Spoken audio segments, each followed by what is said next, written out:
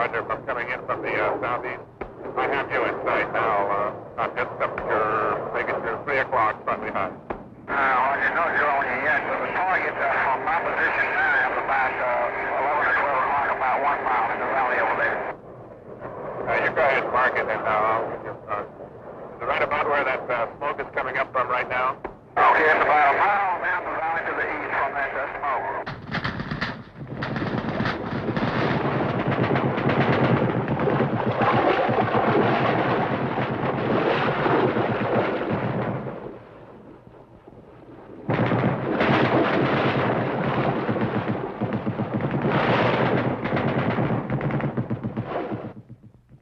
In the military action in Vietnam, a squadron of fighter aircraft has been called on for close support of a Marine company held up by punishing enemy fire from an abandoned village.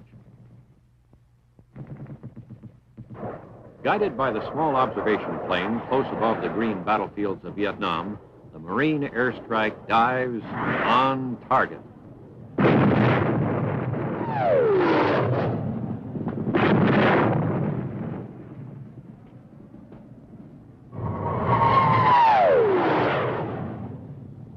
Viet Cong's strong point has been broken by the precise application of air power, a vital part of this unusual war in which the political, economic, and psychological factors demand as much consideration as the military. Now the men of Lima Company, 1st Marines, are able to move forward because of the skillful use of an aircraft superbly adapted to supporting the riflemen in ground combat, the F-4B all-weather fighter, the Phantom. Empty racks show hundreds of pounds of destruction have been delivered to the enemy. Now, Condal 83 heads for home.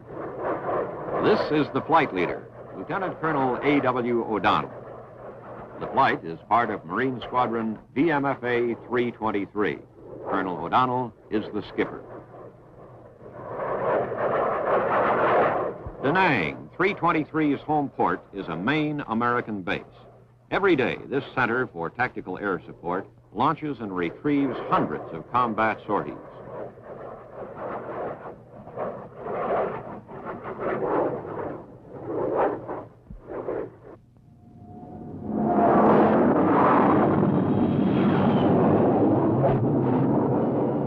Back at Da Nang, the aircraft of Condal 83 become geared to a fast-moving ground operation.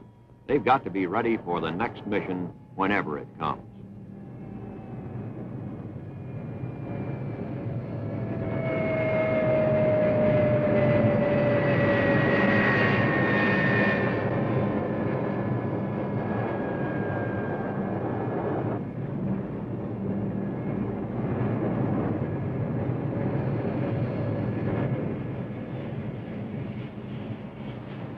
Flight crews go in for debriefing. And the squadron skipper inspects the aircraft.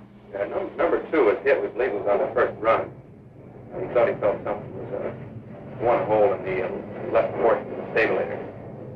3 gun positions shooting, looked like automatic weapons, 12.7 millimeter.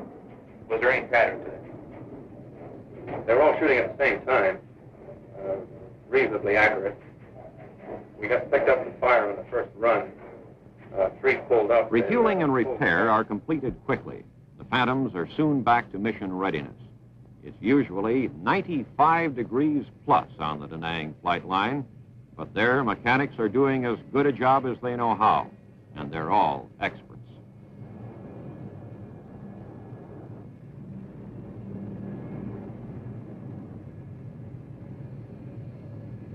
On the empty racks of the F-4Bs go deadly air-to-ground missiles, pods of rockets,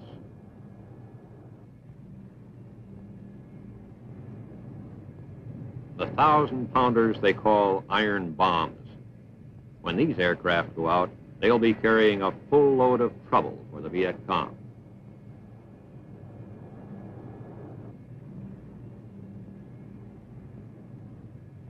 On constant alert for maintenance and repair, the mechanics at Da Nang eat and sleep on the flight line. They're currently working some 14 hours a day, and they even do a little moonlighting on the side. The extra job, reinforcing the nighttime guard for the aircraft they service by day. Around the broad perimeter of the airfield, they mount posts and roving patrols against infiltrating Viet Cong. And still, the fighting goes on, a shadow war of ambush and rapid movement, sniping and terrorism. The enemy, often part-time soldiers, with modern automatic weapons.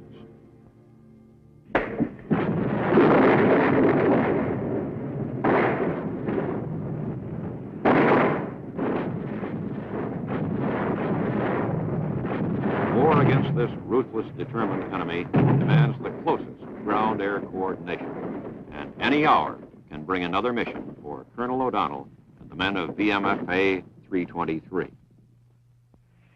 Okay, gents, the mission this afternoon is a close air support in support of Double Eagle. Call sign Condol 56-1, 2, 3, and 4. Crews in order: O'Donnell and Kelly, Norred and LeSueur, Heinzling and Johnson. Aircraft numbers 1, 6, 9, and 10. Let's go through the loading again. Bird numbers 1 and 6 are loaded with 6 napalm, each bird, plus 2 or 1 Mark IV gun pod each airplane. The last 2 birds, 9 and 10, are loaded with 12 250-pounders, plus 4 2.75 19-shot pods on each aircraft. Okay, stand by for a time hack. Coming up on 13:04. Hack. Okay, we got 1 minute to move out. Let's go.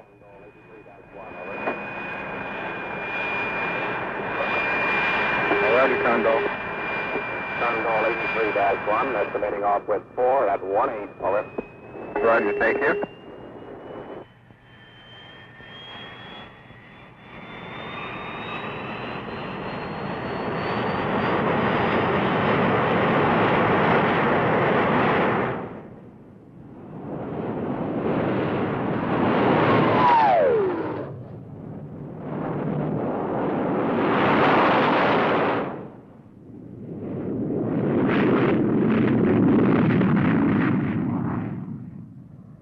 Rotating patrols with their enormous striking power, available on call to ground units or to the air observer, who spots an enemy concentration in his slow-moving survey of the terrain. Heading down through angles 1-8. You have a little hairpin turn. You can find this on the north edge of the river, about a mile further to the east from the burning grass. Affirmative. Okay, from that hairpin, go east about 200 or 300 meters, and you'll see a small swing body north. Okay, it's a little bridge on the road there. It crosses that small stream. It's about 100 meters north of where they run into the lake.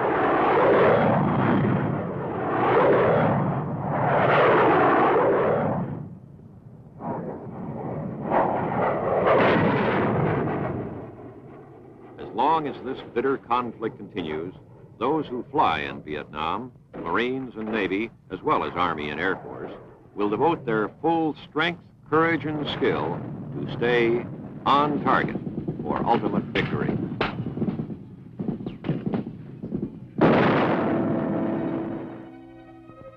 We have learned through some bitter experience just how high airplanes rate on the enemy's list of targets. These smoking ruins from his abortive attack on Da Nang in June 1965 are the enemy's backhanded tribute to American air power. From his hiding places down below, he's watching this high road of air support. It brings the planes that snoop out his presence and pour a destructive attack on his head.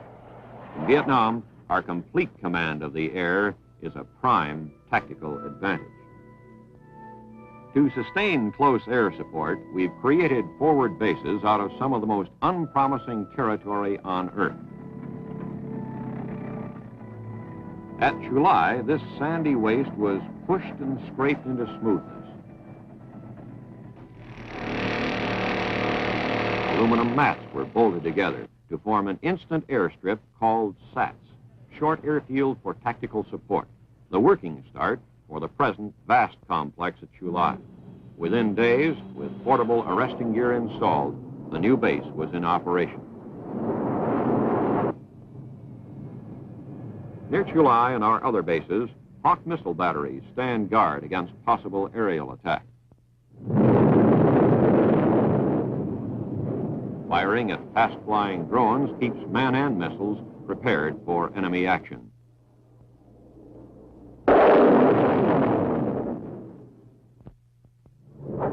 A mainstay of Marine Corps air operations in Vietnam is the KC-130, called Hercules.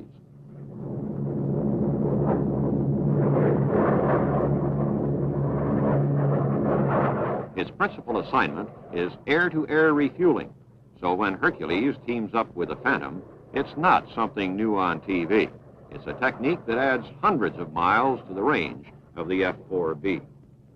With it, attack aircraft can provide constant top cover for the troops fighting below.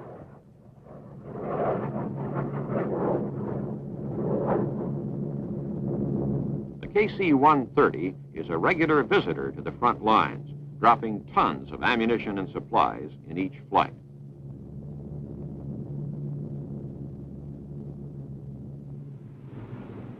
On its short-haul assignments, Hercules is the champion weightlifter in the stable of Marine aircraft.